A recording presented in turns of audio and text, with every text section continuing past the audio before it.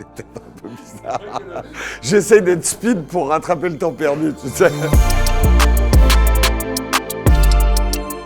Ken Borg, Jérôme, le BG grisonnant du YouTube Game. La chaîne, c'est Nowtech. Tout commence par un vol. On m'a volé mon matériel au tout début de la chaîne, donc ça a failli être la chaîne YouTube la plus courte du monde. Et à cette époque-là, ma compagne venait d'acheter un G7. Donc j'ai découvert l'univers Panasonic à travers ce G7. J'ai vu que c'était une caméra absolument géniale pour filmer. Tout le début de ma chaîne YouTube, on va dire les premiers mois, ont été faits avec le G7 et j'ai enchaîné tout de suite derrière avec un GH5. Et c'est une histoire d'amour qui continue encore. Si j'étais un militaire, je dirais le côté rustique, c'est-à-dire la fiabilité. Le GH5 notamment est un cheval de labour. C'est quelque chose de fiable, de robuste. On le retrouve le matin, il tourne comme la veille.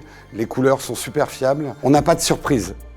Et c'est ça que j'attends d'un matériel qu'on utilise tous les jours. Soulagement. Compact, surprenamment compact, plutôt léger et robuste. Celui qu'on attendait. Bien évidemment, c'est l'autofocus.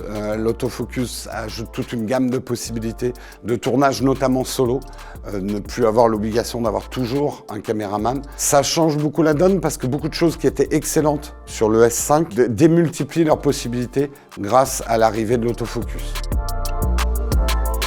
C'est quelque chose dont on parle rarement sur les chaînes de test, c'est le plaisir. Le plaisir d'utiliser un boîtier. C'est vrai que c'est pas quelque chose qu'on peut chiffrer, c'est pas des fiches de spec, c'est l'envie de faire des images. Et ce boîtier, je pense que ça vient de l'arrivée de l'autofocus, d'une certaine légèreté pour un full frame embarquant autant de possibilités. On se retrouve pas avec quelque chose de mastoc, difficile à manœuvrer, où la perfection des images serait quelque part empêchée par un boîtier.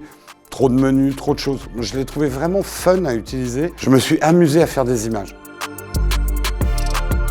Filtre ND en interne, vraiment, ça, c'est ce qui manque.